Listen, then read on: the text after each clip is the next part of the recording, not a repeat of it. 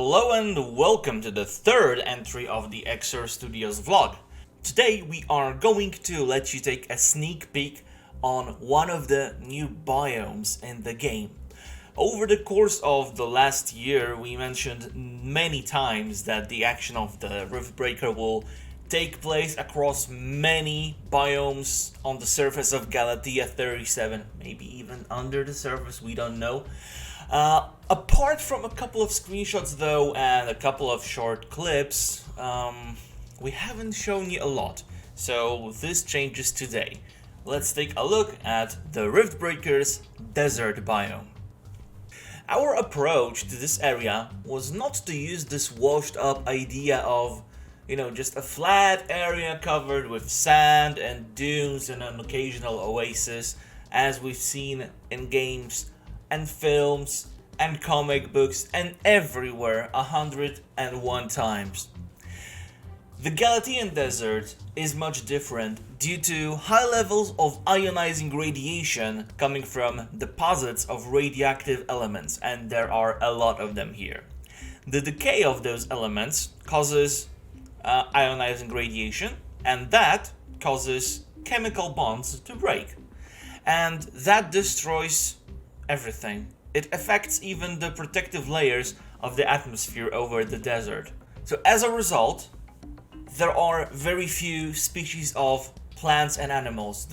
The ones that are here are very few and far between, and they have specialized over the years to survive in these conditions. Also, you will feel the effects of solar radiation much stronger because there is nothing to protect you.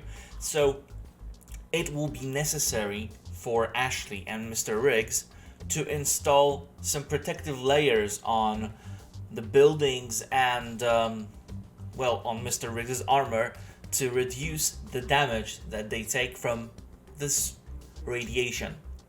So taking this approach when it comes to creating our vision of the desert gives us the opportunity to introduce some interesting things. First of all, our desert is very vertical by nature. What you will find in Galatean desert is a lot of cliffs, craters, sinkholes, caves, narrow passages that will restrict your freedom of movement. Ashley can use it to her advantage. You can set up the base in such a way that it is protected by natural obstacles and focus on defending only the most accessible parts. So it will not be necessary to surround the whole base with towers and walls, but just the parts that are easily accessible for ground-based creatures. However, first of all, you need to solve the problem of loose ground. Well, sand is not the best place to build delicate infrastructure on, right? So the solution comes in the form of base floor. We have shown you the floor a couple of times already, and it was only a decoration. On the desert, it serves both as foundation and protection from the sand. So if you lay down the floor on the desert sand, you can later set up your buildings without much problem, even on the Galatean desert. The second thing that makes Galatean desert interesting is the fact that the nature had a lot of time and resources to play around with things.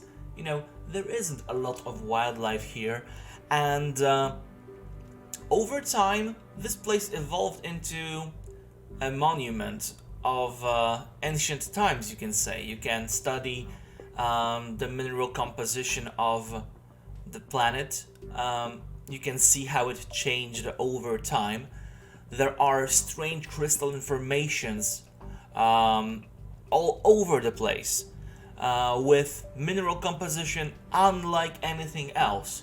So Ashley will be able to collect those crystals, find out what they are, and see if maybe she will be able to use them in her research projects and adapt the Riftbreaker gear to fare better in other biomes that she will visit. with the unique properties of these crystals. The research opportunities come at a cost. Solar activity in this region is very intense. Prolonged exposure damages buildings and Mr. Riggs' armor. So before going into the desert, you need some defensive systems. Regular sunscreen won't cut it here. Also, there is very little wind in the desert, so wind turbines are not the best choice. Although, if you use solar panels, they will produce a lot of power. But you know how it is with solar panels, well, they only work during the day. So you will need to also build lots of batteries or other storage equipment to store that power, to keep your base online through the night.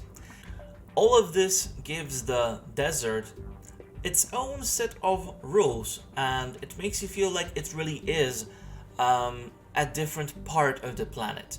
And that's what is important for us when introducing new biomes. We don't want them to be just different visually, but we want them to feel different. That is why it takes quite some time to prepare those biomes for you, but we promise that it's worth the wait. And we feel that exploring each biome will be a very interesting experience when you discover the challenges that it poses. If you are watching this video on Wednesday the 15th of April 2020, when it should go out, then you can see what the gameplay is like during the stream that will happen tomorrow, so the 16th of April 2020 on Twitch. The link is on the screen and it's also in the video description, so you are very much invited.